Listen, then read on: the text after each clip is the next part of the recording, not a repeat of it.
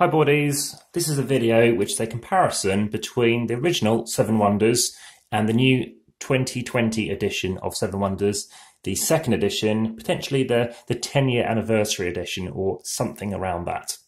So first and foremost, the slight differences are there isn't much on the front cover. In fact, when I went to take off the lid of this one, I ended up actually placing on here almost accidentally.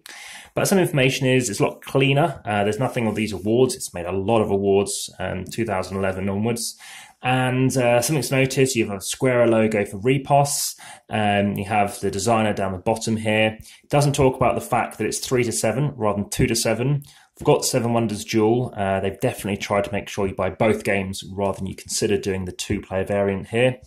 I'm still very keen to try it. I'm hearing good things, not necessarily great things, and it definitely has split opinion, but it is something whereby it's something you could choose to play, and those who enjoy it, they do enjoy it as a 2.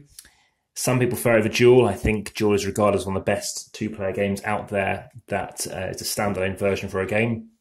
But you also have this foil effect as well, which does look very nice. I mean, the more I've seen it, the more I'm impressed by it. It's a marginally different and slightly larger box as well. And as you can see, the angle is slightly different. In fact, even the little pips on here, it's one higher tower in this one. It's 4 across, 5 across over there. Very minor. Something I've never spotted before, actually, the logo. So very good artwork in games. Modern Board Games has fantastic artwork. And Miguel Coimbra's done a great job. And it's very nice and clean, a bit more detailed here too. So when you actually open the box, what are the changes? So the reason why, well, there's a number of reasons why they may have gone for the change. One of them is with all the play tests, I mean, you can play a lot in Board Game Arena, is that with Seven Wonders, they've slightly rebalanced some of the things. There's something that I don't think many people will talk about. I've been asked to actually do this video. This Seven Wonders came to me via Meeple's Corner, and something I've spotted is colour blindness. So colour blindness and another other thing like autism and things, even characters being male and not even it being addressed as female, or people saying he does this. So there's a number of things which I think should be correctly addressed in the modern world, and in fact of all time. And one of the things is colour blindness. So that is addressed here, and I'll show you that. It is very subtle though. So you have the rulebook here. This is a 12-page rulebook. You'll see this is an 8-page.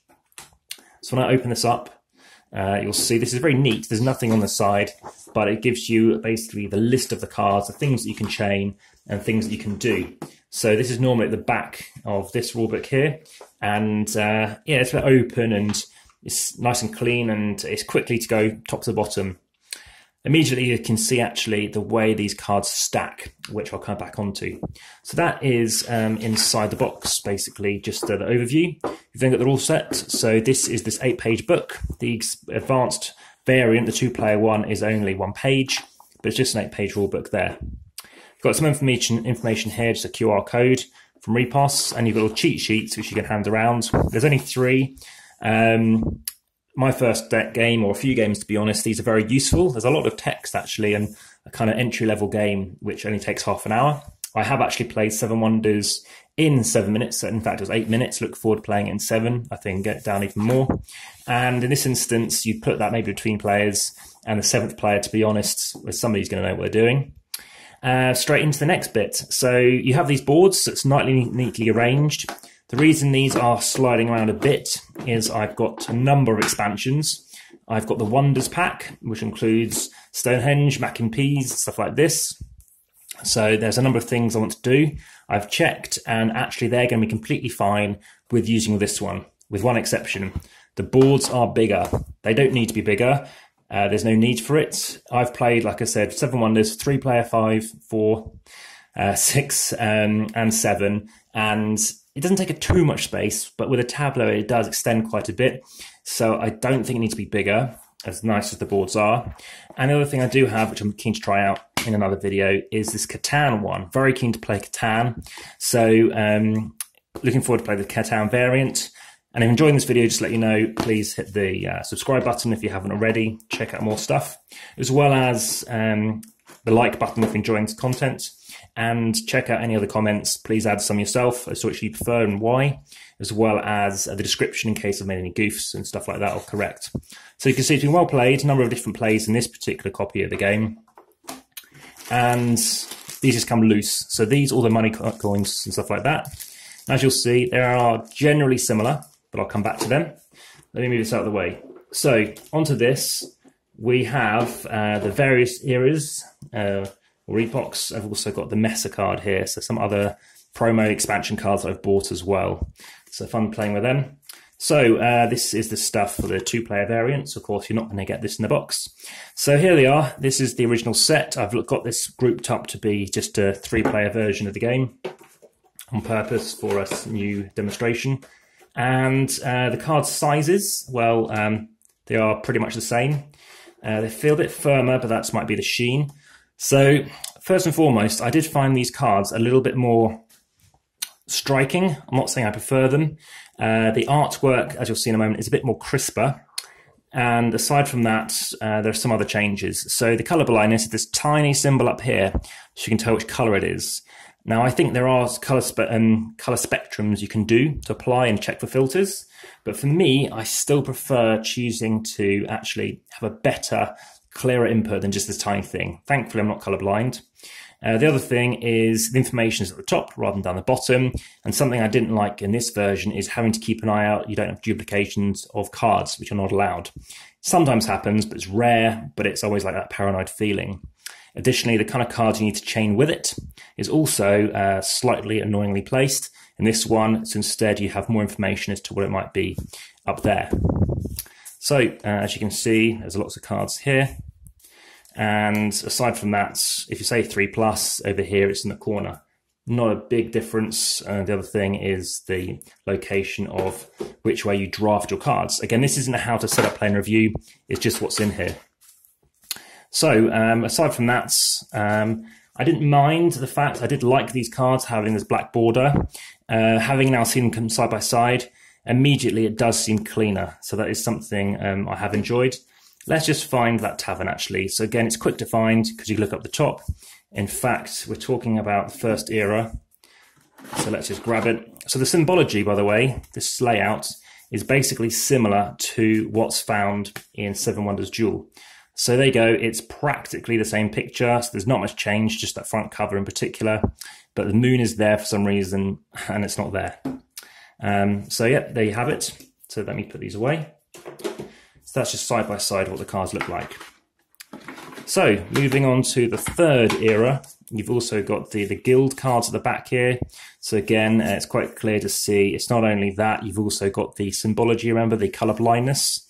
And there is one card missing from this, which I think is the Town Hall card, and you have an extra one of these ones. Very nice artwork compared to the original. I just like the detail. And art is very important. It's nice in a game. It's not essential, but has bits of immersion.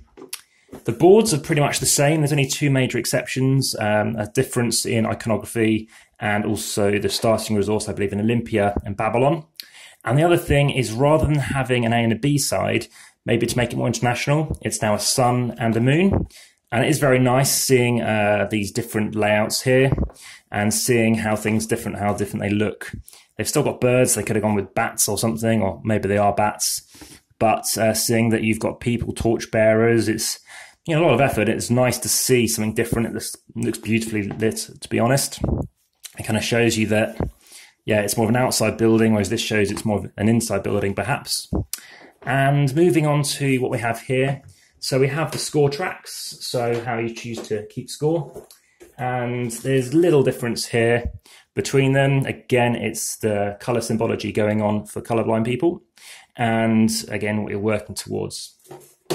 So the last thing is around the coins. You have a separate tray, which is very nice. And the way these work differently too. So there's some talk about this, the fact that during the Second World War, this kind of iconography was heavily influenced by the Nazis, but this was actually influenced by the Romans itself. So that's why some people have been a bit skeptical at why they've chosen to do it that way. So it's based on history, not recent history, shall we say, or ancient history. So we have this, we have the one-piece markers, which were a little small before. But this time they've chosen to stick to how they are. In fact, they're practically the same. A bit more clearer to see, a 1 as opposed to something there, but not a major difference. I never had an issue with this before, but seeing something clearer and still slightly bigger is good. No change in the money, that's a bit of a shame. It's the right denomination, there's no issue with that, but yeah, it is what it is. So those are the key differences. Look forward to the actual playing of it. I don't think I'm immediately going to notice if there has been any specific issue or change in any board. I've played this game about 20 odd times. I have played it, in fact, maybe more than 20. I've played it 5 times in a row amongst other people who are playing it 7 times in a row. And it wasn't because it was 7 Wonders, they just like the game, and it does grow on you. So yeah, there you have it. So obviously you've got these boards going back on 2. It still has a lot of empty space in the box, but it's effective and it's neat, and you can see what's going on. So some people are a bit divided if they need them. I like the fact, I don't know, if Bronze Era, maybe it's Bronze Age, then I don't know, Silver Age, Gold Age, something like that. Maybe that was the effect they were going for there. You can tell now which rulebook goes where. So there you have it. That is 7 Wonders. Again, there are games such as Ticket to Ride Marklin, the 10th year anniversary edition, which addresses certain points. But if you're interested in 7 Wonders, you could well, of course, consider the 2nd edition. If not, the original is still available, and I'm keen to know what you think of both. All the best. Bye for now.